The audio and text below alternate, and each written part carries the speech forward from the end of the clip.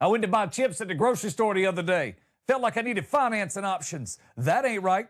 Tornadoes may be coming to your neighborhood this very weekend. Do me a favor, hit subscribe, like, share, any of those. I would certainly appreciate it. And also on the show today, I felt the need to bring a tinfoil hat with me because I'm going to say some things that hat protects me from. Yeah, thank you for subscribing while I'm still here and the government has not removed me. Now, there's two types of people in the world, right? People who eat chips with their meals and people I don't trust. Listen, if you're just out here eating a sandwich with nothing crunchy, no support system, no texture, that ain't me. I'm not going to hang out with you because I'm a chip guy. I don't snack on chips. I incorporate chips into my meal. See, it's a side dish. I'm cultured like that. So when I saw this story about chip prices finally coming down, I felt like, you know what, y'all are hitting me where I live right here at home. Because the last few years, y'all have lost your mind. You've been disrespecting us. You go into the grocery store, you grab a bag of Doritos, you look at the price and you're like, what? $7? Who smoked their breakfast? Who's been gargling with their bong water? It needs to stop. All that's in there is air and seasoning. Let's be honest, half the bag is just emotional support oxygen, right? That's where we actually live right now when it comes to chips. Now you open the bag, you look down in it, sounds full, sort of feels full. Nope, it's like 8 chips hiding at the bottom, playing hide and go seek. Ain't no party size, it's a small gathering at best. It's not inflation, it's betrayal. I be standing in a grocery store having to make decisions like, well, if I get the chips, well, then I can't very well get a drink if I want the sandwich. I shouldn't be budgeting snacks like I got dependents. That ain't right. And now they're like, tell you what we're going to do. We're going to lower the prices 15%. Now, after my family's out here taking out loans so that we can buy a family-sized bag of chips, it's all right. You wonder why they all of a sudden realized that they had to make some changes? Because we started buying cheaper store brands. Nobody's okay with that. We had to because you pushed us here. You made me look at great value nacho chips like, you know what? We might need to figure this out. That's a dark day. Real chip people like me, we're loyalists. We have brands. We have preferences. We don't just switch from Doritos. That's a lifestyle change. You know, like buying a Subaru, like switching religions and churches. Yeah, that's not something I take lightly. I can't just wake up tomorrow morning and be like, I'm a Cool Ranch guy now. No, that requires thought. And now they're all like, oh, we hear you. We're bringing the prices down. You should have heard me before. I was in the aisle saying, Lord, please change these prices so I can afford these chips. Snackflation is hurtful. We've been through some stuff together. We're bonded. But I'm going to tell you, if I got to start making 90 days, same as cash deals on tater chips and Doritos, we have some problems. Hey, I'm meteorologist Bud Ford. Thanks for spending time with us here today. This is at Bud Ford Comedy. If you don't know, I'm also a meteorologist. I like making people laugh, but also like covering weather. And this week, the nation's midsection is about to get punched yet again. And if you're in the Tulsa, Kansas City areas through there, you've been getting punched already. Now, this is one of those weird days, this very day I'm recording, maybe not when you're watching, but it's one of those days where you don't necessarily cancel your plans, but you probably need to know where the bathroom without windows is. It's that kind of day. That's in the nation's midsection, obviously, in Tornado Alley. And if you haven't noticed, the most dangerous days are the ones that don't look dangerous. So if you're in Tornado Alley or about anywhere, right? I wake up, I walk outside, snowing sideways. I'm like, yeah, this is not my kind of day. I get it. But tornado days often feel like a nice 78 degrees, little breeze, birds out, chirping.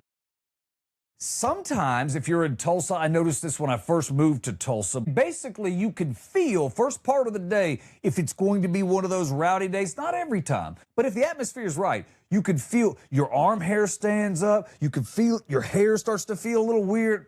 Back when I had hair, what's really happening at that point is the atmosphere is becoming a loaded weapon. That's when I used to go on TV and go, okay, I'll let y'all know today can ruin your life. It's a tough conversation to have, right? So this weekend, this is one of those synoptic setups where everybody's talking about the severe weather risk. And they're calling it, like we've been talking about it in Tulsa for the last couple of days, a conditional severe weather risk, which is not always easy to understand. So let's look at it like this. In Tornado Alley, if you don't live in the Tulsa, Kansas City, and that kind of center section of the country, it's not always about certainty. Sometimes it's just about a potential meeting opportunity. Here's what I mean. In Tornado Alley, you can have a perfect environment for tornadoes. You got instability, you'll have shear, some moisture, lift, all the ingredients to bake the cake are there. But if no storm happens, nothing happens. Zero. That's the conditional portion. It's like setting a table for Thanksgiving, ain't nobody shows up. That's the conditional part, right? However, if one storm decides, you know what, I think I'm gonna go ahead and pop off today. Now we got a problem. Because again, the environment is rock solid for really bad weather. Just none showed up.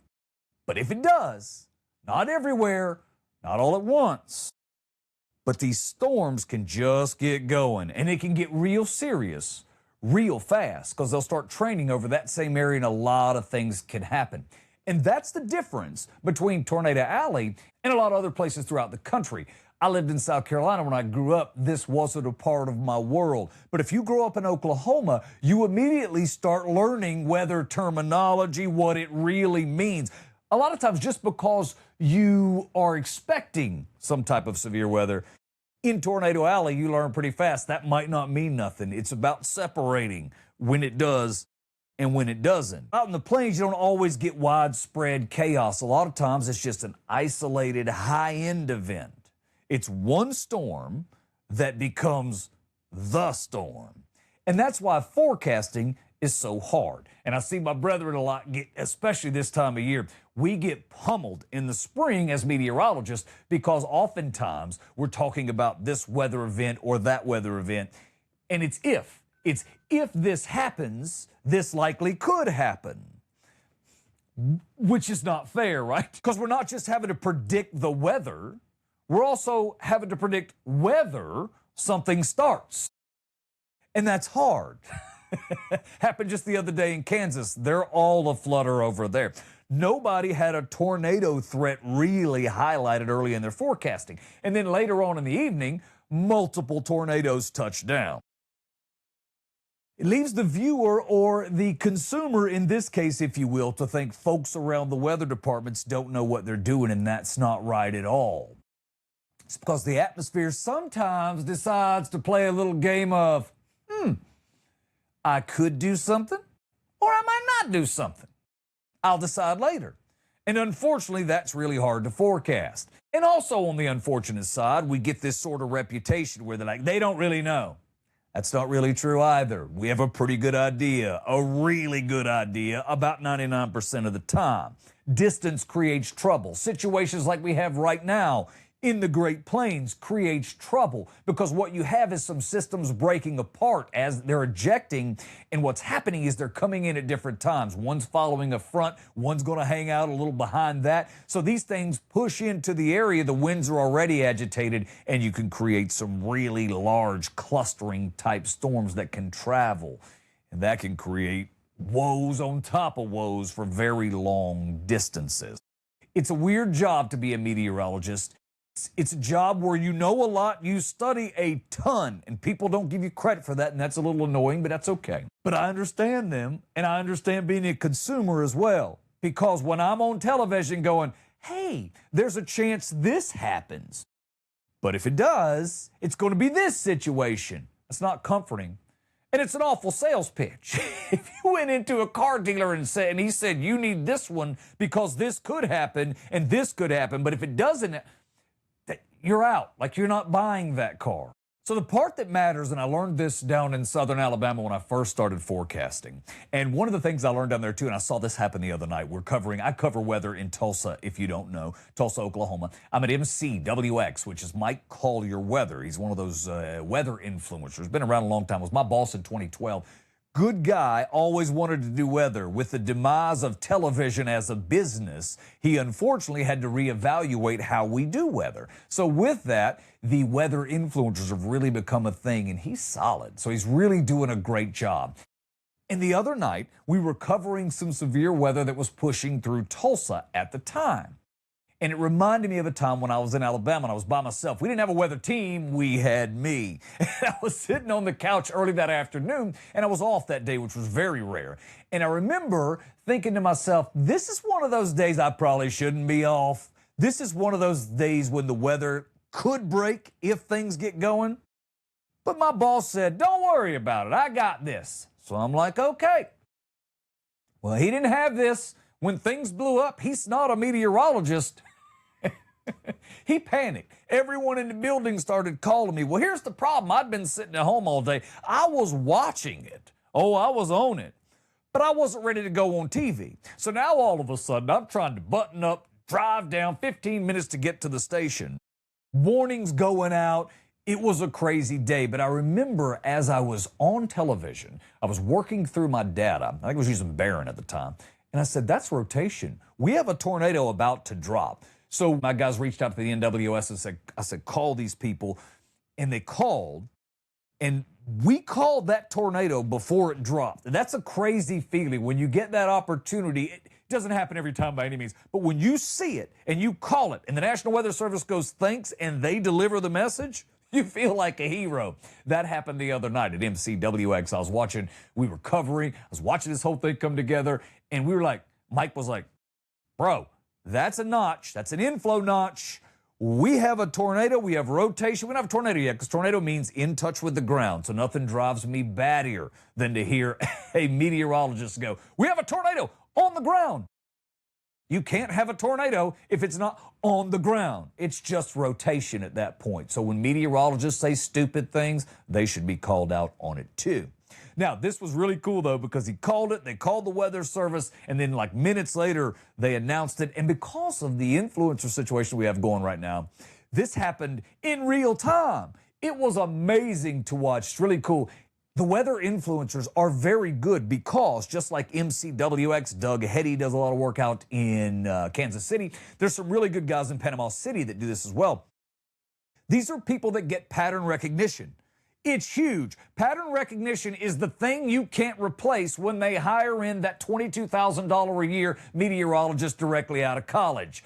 Because they don't live there. They have no idea what the weather's going to be there because they're from Schenectady and they just got a job down in Dothan, Alabama, making 22 grand a year, living with 6 other people, trying to figure out how they're going to eat.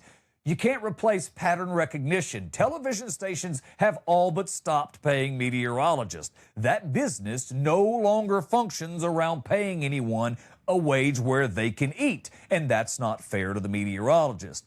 So the weather influencers actually, in my opinion, and since I work in that business, I have some knowledge of it, oftentimes can give you a much more accurate forecast, timely forecast, than you're going to get out of television, because television's just trying to stay in business, and that's a tough putt for them. They're not offering much that we need in this world today, and that's unfortunate as well. The one thing we have to remember is that the system, while it's flawed a wee bit, it's not broken. The system works.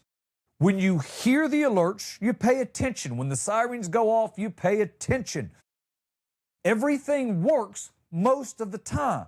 Forecasting is not a perfect business. It's never going to be.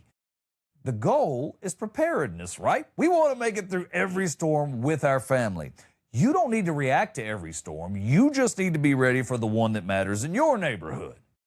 So if you're in Tornado Alley this weekend, or remember, that boundary is going to continue to push on off to the east.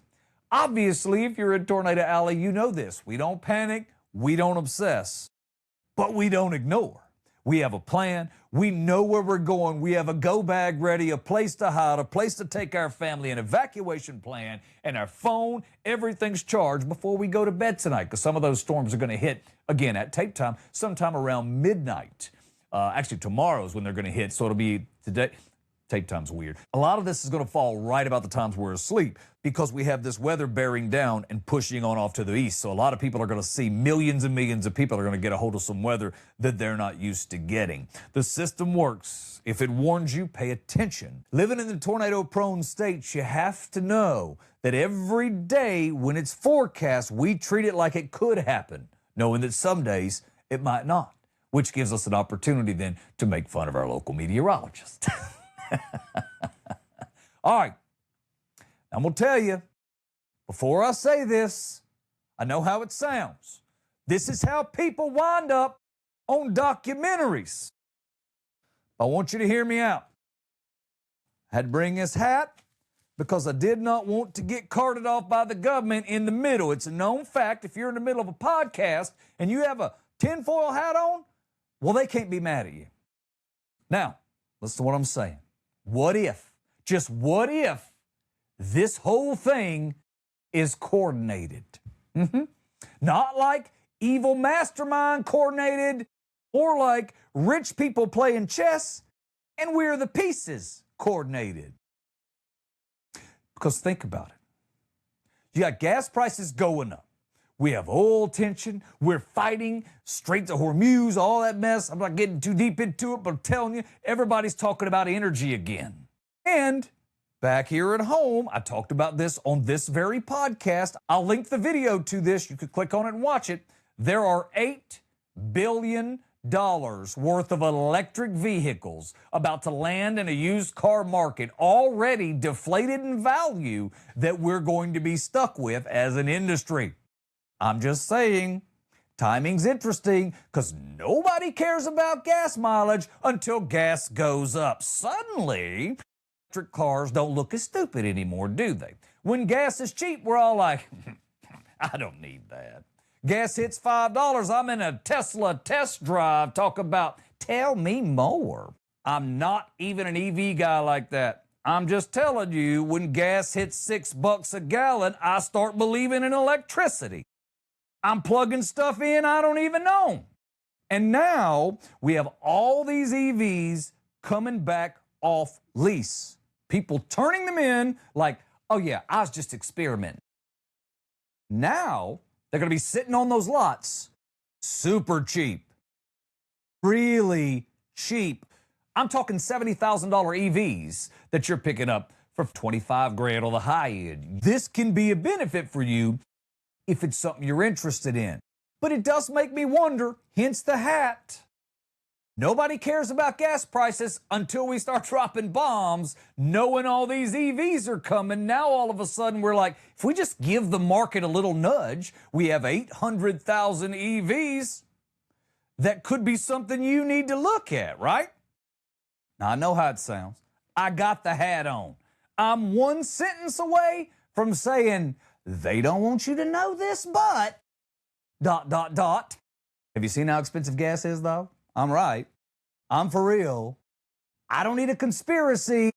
I just need a ride. I want to get to work. I'm probably wrong, but when gas prices suddenly go up and a bunch of cheap electric cars are showing up into the marketplace, I get suspicious. But again, $6 a gallon gas, I'm not asking questions. I'm asking where the charger is.